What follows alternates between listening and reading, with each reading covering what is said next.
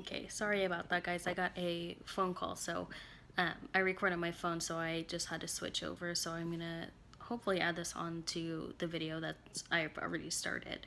So as I had stated in the just about a few seconds ago to you all, that I wasn't getting the sense that I was pregnant. There was one day that I was washing dishes and I just stopped for a moment because I felt kind of dizzy, and then I got really, really nauseous out of nowhere. So I thought maybe this is it. Maybe I'm getting lucky. Maybe this is a good sign. And it disappeared and it never came back. Later that night, I started to get a really big pressure in my lower stomach. So in my head, I was like, "That's implantation. That's got to be what it feels like. This is it. This is the sign." And nothing ever happened. No more nausea, no headaches, none of that pressure, anything. And I did take tests just to see if my body was just acting weird because it's never had that before. And I took two tests and they both came back negative. So I knew that wasn't the case.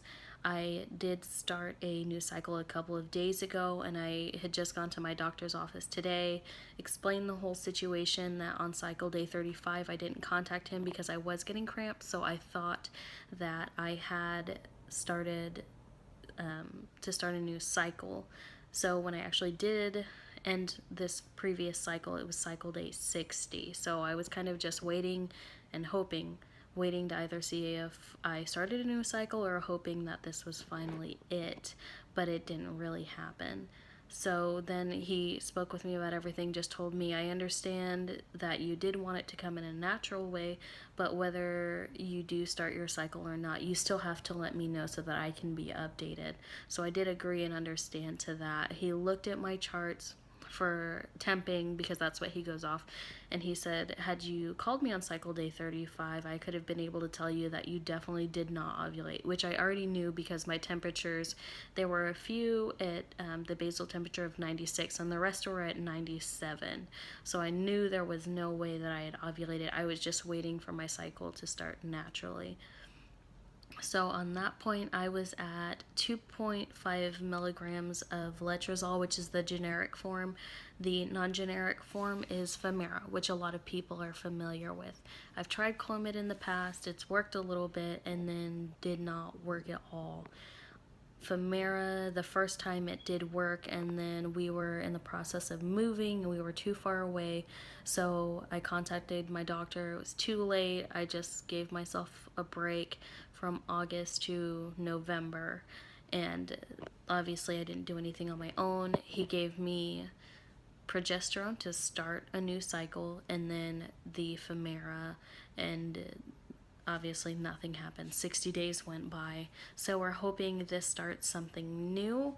I am taking a lot of vitamins just to keep myself healthy and in preparation for the day that if it does possibly happen, that I've gotten myself lucky.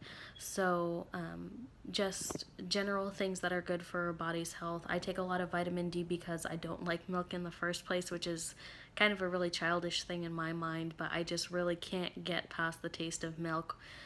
So I take vitamin D, as well as there's other things like folate. I know is healthy for a person's body. I do like to eat more green leafy things like spinach and broccoli and things, but folate is something that the body really does need whether or not you do have a larger intake of those things, as well as like vitamin B complex, which I know is good for both women and babies, and a number of other things. So I have this little blue container that I keep all my vitamins and medicine in, which is kind of a little joke because it's kind of like a little grocery basket that has all of the things. I've mostly gotten from, I get a little bit from Walmart because I'm not really a fan of their brand just because it's a large, overproduced company in my mind. So I get a couple of things from there. I get folate online, and then some things from Sprouts, which is kind of like a little Whole Foods here. I'm not necessarily sure what other states they go through, but that's where I get some. And then I don't think I've ever gotten any from Whole Foods, but I do like to go there as well. It's just too expensive for my taste, or too expensive for my pocket.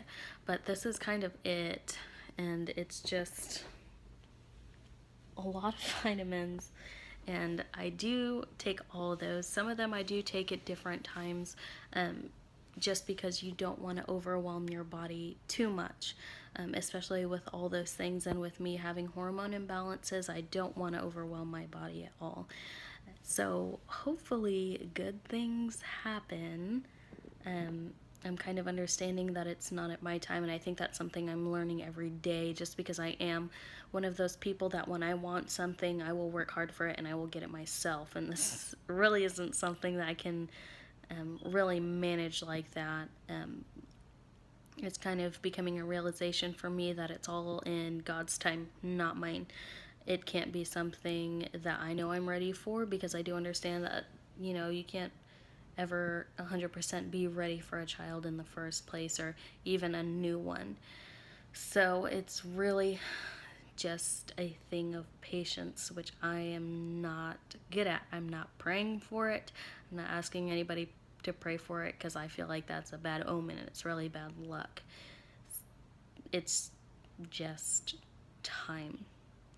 So in the meantime, to keep me distracted, I'm really excited because we do have a cruise that we're going on next month, which hopefully takes up some exciting fun time. We'll be there for Valentine's Day, and I believe we will actually be in Cancun on Valentine's Day, which will be really exciting because my husband's never docked off of, USA soil at all. I've lived in Puerto Rico, that's a Commonwealth. I understand it's not considered a state, but at least I've traveled a little bit, and I'd like for him to be able to experience that.